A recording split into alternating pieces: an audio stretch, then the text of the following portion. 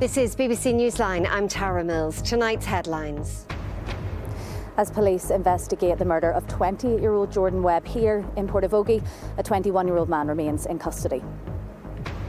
As he faces a no-confidence vote, the Education Minister hits back at those who have criticised him over his recent 6-day trip to Israel. They just want to engage in silencing people. They want to cancel people having a different view to them. And I'm not going to be silenced. A 43-year-old man is remanded into custody, charged with the attempted murder of a woman in Dungannon, which he denies. A former top GAA star has been jailed for 5.5 years after he used fake cancer claims to defraud people of money. Disabled drivers here fear that the Chancellor is planning changes to the Motability scheme, which some say is a lifeline for them. My car has given me so much independence, and actually the day I picked up my car, I cried. Motorcycling's Ulster Grand Prix could return by 2027 after the iconic sporting event receives significant support from the Northern Ireland Executive. And so far the autumn has been pretty dull and overcast. We're in for an unsettled week of weather for the start of November. I'll have all the details coming up just before 7.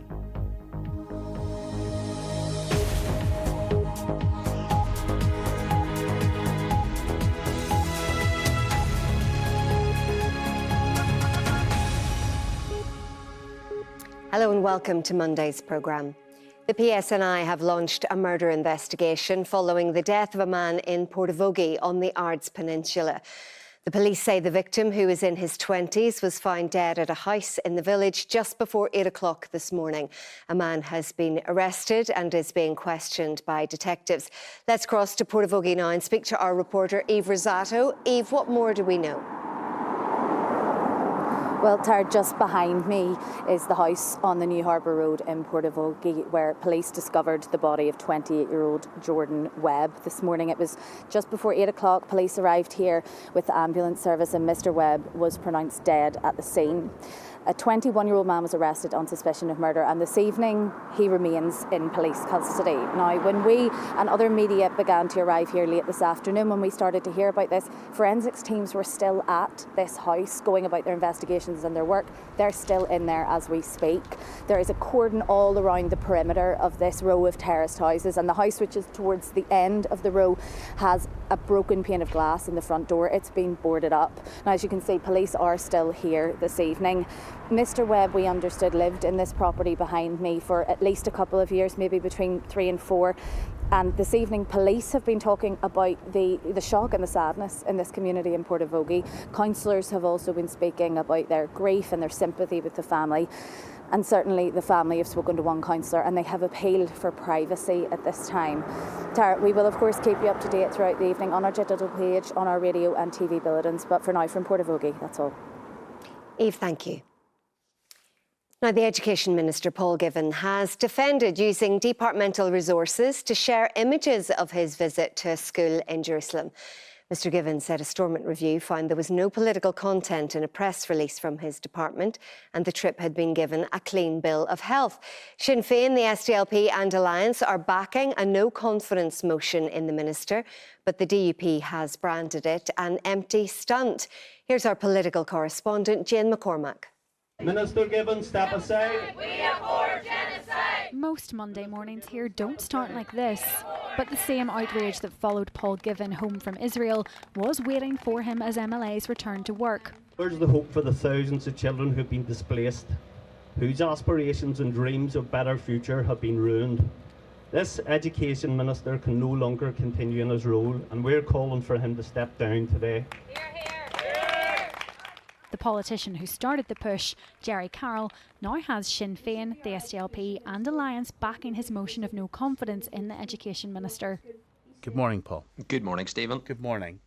But Paul Givan isn't exactly running scared. I'm not going to be silenced. I'm not going to be cancelled.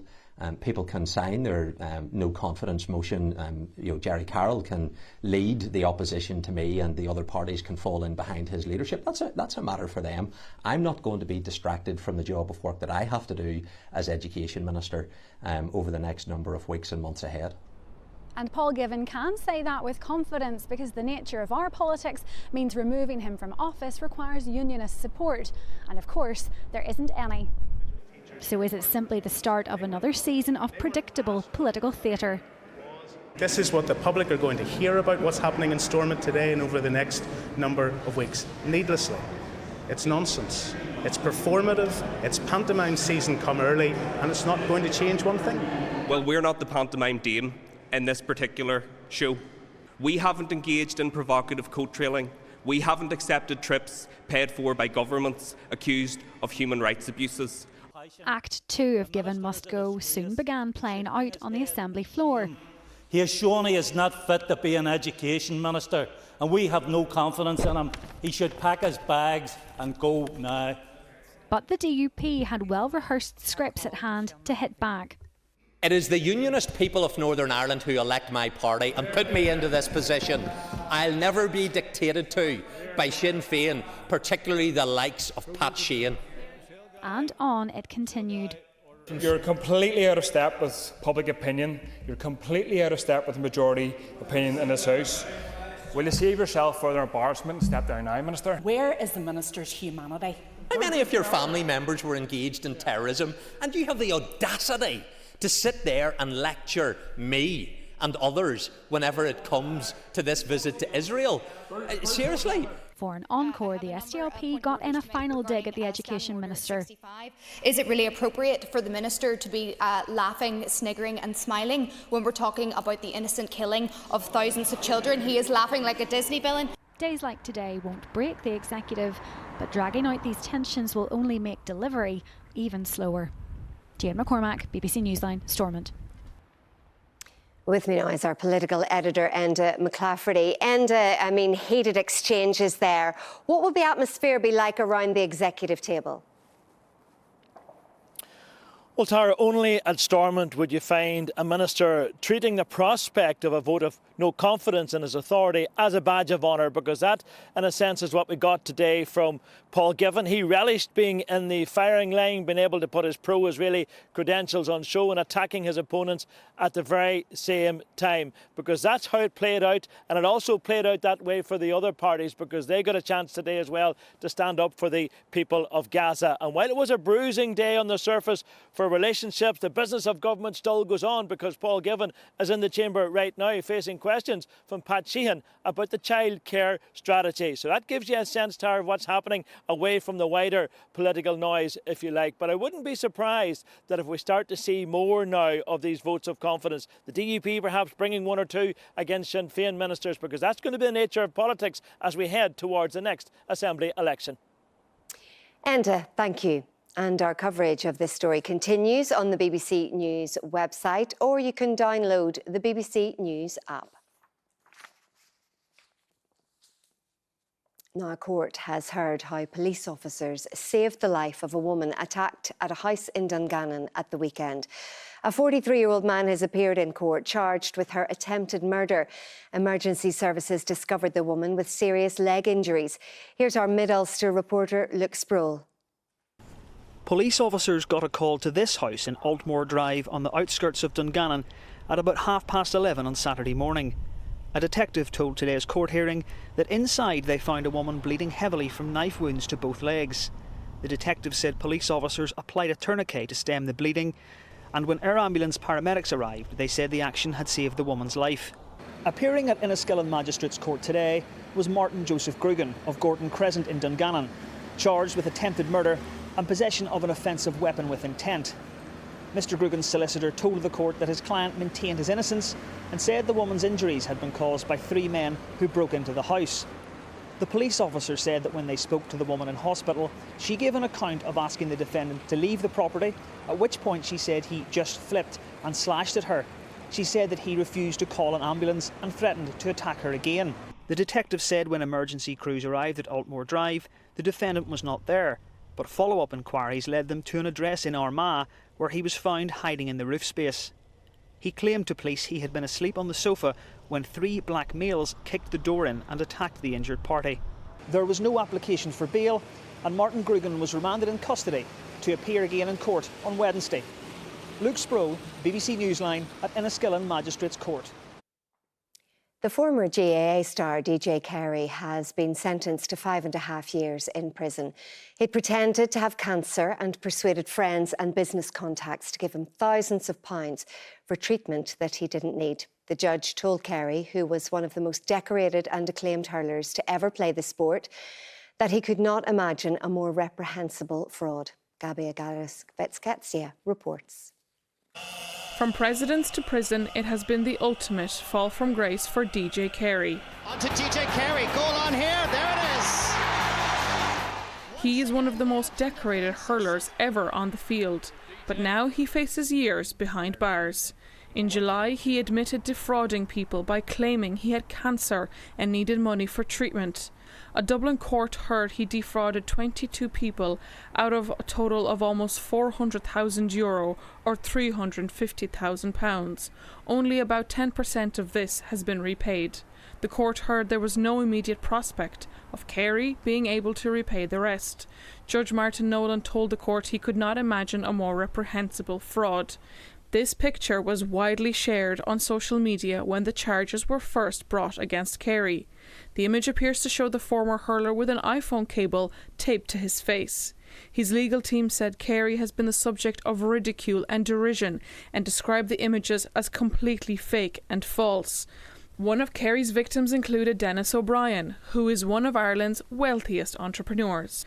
The businessman gave Carey more than €125,000. Other victims included Carey's cousin, as well as friends, work colleagues and people who knew him through his GAA career.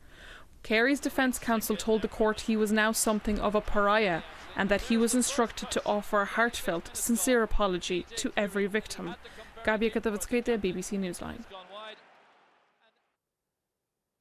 Now, Motability is a scheme that helps people with disabilities stay mobile, but changes look set to be announced in the budget. The scheme allows disabled people to exchange part or all of their disability benefit to lease a car or Motability scooter.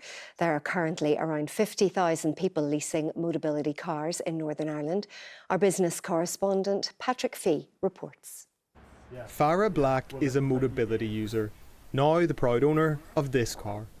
After her leg was amputated, leaving her using a wheelchair, she didn't drive for 12 years. She credits the Motability scheme with getting her back on the road. My car has given me so much independence, and actually the day I picked up my car, I cried. I'm getting all emotional now thinking about it, but yes, prior to that I was stuck inside.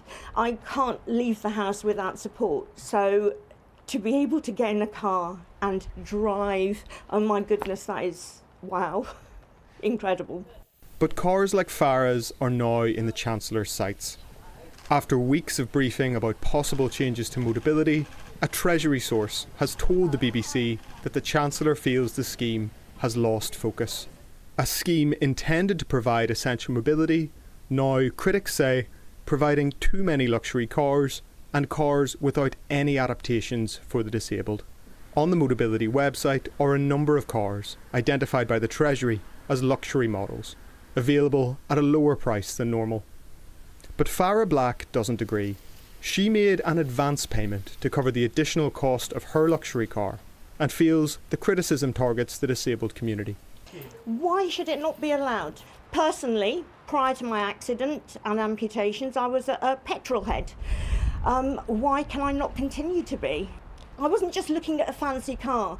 I was looking at how safe it would be for me, and my car keeps me safe. The Treasury are adamant that any changes will be about making public money go further and ensuring those who need to access the scheme are able to do so.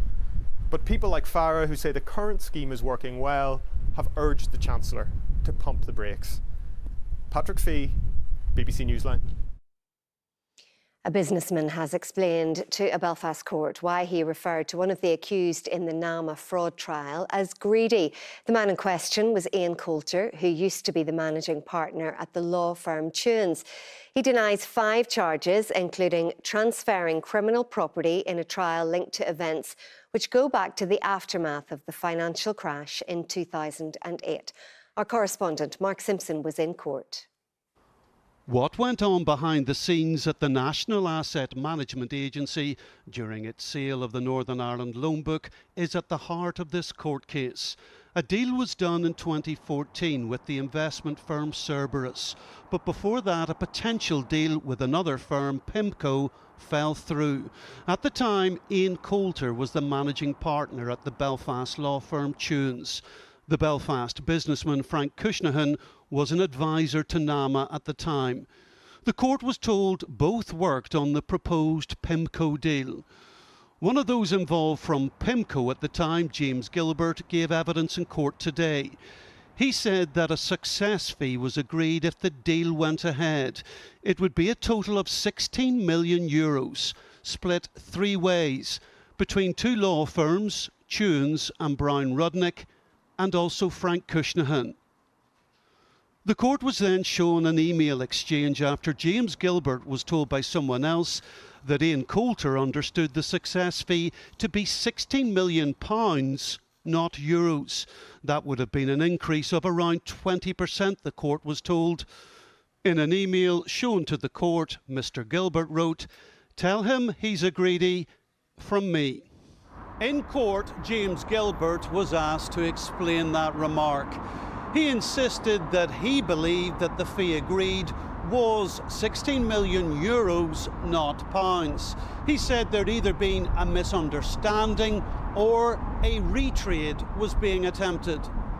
Mr. Gilbert is due to give more evidence tomorrow when he'll be cross-examined by a defence barrister. Ian Coulter is facing 5 charges which he denies. Frank Cushnahan is facing 2 charges which he denies. Mark Simpson, BBC Newsline at Laganside Courts.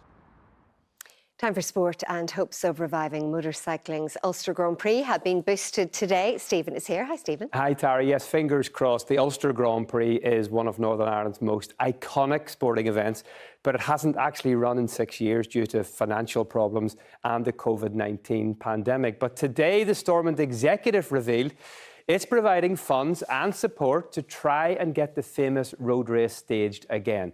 Organisers are hopeful the Grand Prix could return as early as 2027. In front of Stormont steps, a photo call to reveal multi-year funding of around £400,000 towards safety in motorcycling and progress that the Ulster Grand Prix can return. You know how difficult COVID and the post-COVID era was. I want to change that. I want to make sure that we have sufficient investment so that these events can go ahead, because we know how important it is for the sport, but also how important it is to put Northern Ireland on the map and ensure that we get more people visiting, more people taking part. Good for the economy, good for everyone.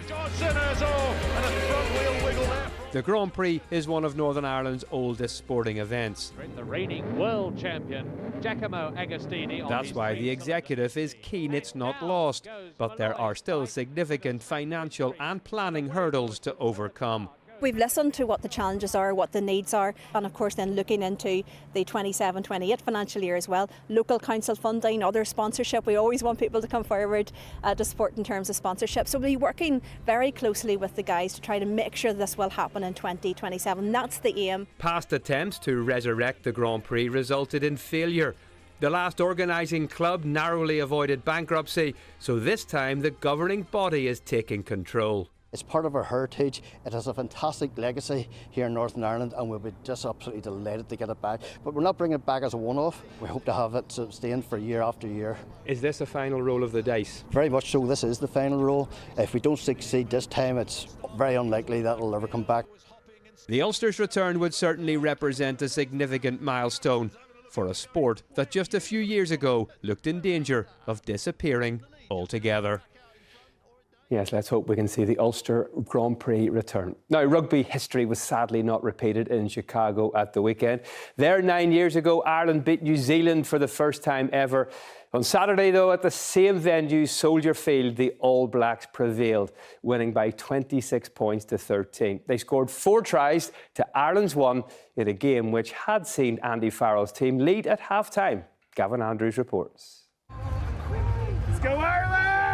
The fans arrived at Soldier Field in fancy dress and in fine form. On the pitch, the players prepared for battle against arguably the game's most intimidating opposition. It was Ireland who fired the first shot, but it was high. This hit earned Tadhg Byrne a red card. But despite being down to 14 men for 20 minutes, his teammates powered into the lead. Still for Ireland! New Zealand, though, always looked a threat. Inside the final quarter, the Kiwis clicked and pulled clear. Kenzie, ball inside, and Satiti! In the end, it was a comfortable and ruthless victory. Test footy is a struggle, and the way that we stayed composed, found a way, worked hard, and came away with the result. The back end of that game was super satisfying. So I think our bench came on and really added some value and some impact. You know, it was a big occasion. Everyone knew there was going to be a big Irish crowd out there, which was, and it was just really great to see.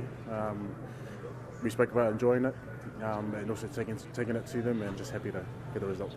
For Ireland, after the heroics of their last visit here in 2016, this was a bitterly disappointing start to their autumn series. That game was there for the winning.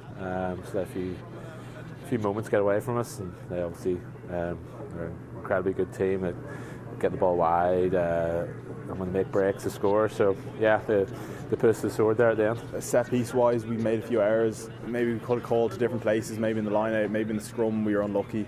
It's hard to put my finger on one thing in particular, but I suppose when you let the All Blacks get going, they can score points very easily, and before you know it, you're 2 tries behind, and then it's very hard to come back from that. So Ireland leave the Windy City with much to ponder, and they'll have to figure it out fast. Japan, Australia and world champion South Africa lie in wait over the next 3 weeks. Gavin Andrews, BBC Newsline, Chicago. Well, what a super Sunday it was for this 22-year-old golfer, Tom McKibben. He won the Hong Kong Open with a tournament record score of 27 under par. That was 7 shots clear of the rest of the field. And the win means he qualifies for the famous Masters tournament for the very first time next year, and also secured his place at next year's Open at Royal Birkdale. Yeah, it was obviously amazing. I played some of the best golf I've probably ever played. So yeah, to have that sort of golf and to shoot those scores around here is it's pretty special. You know, to go back and play my 3rd Open will be very, very cool, and as you say, have that drive down Magnolia Lane for the first time ever will be even more special. You know, I think sort of historic tournaments like this deserve those spots, and yeah, it's great to sort of take advantage of those. Yes, brilliant performance by Tom McKibben.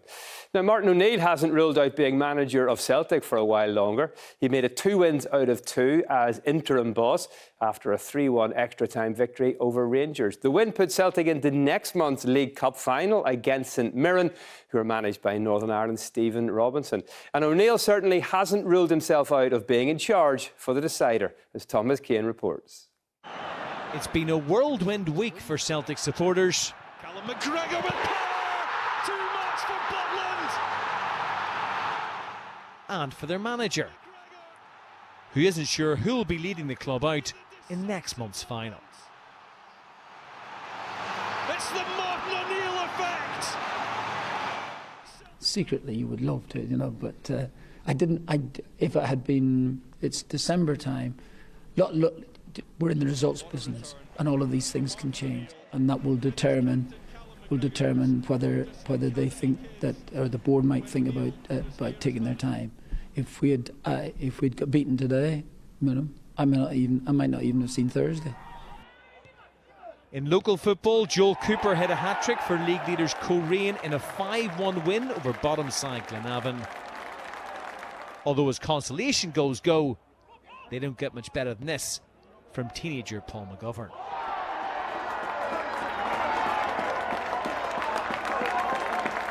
And Derry City secured a 2nd place finish for the League of Ireland campaign after a 1-0 victory at Cork City.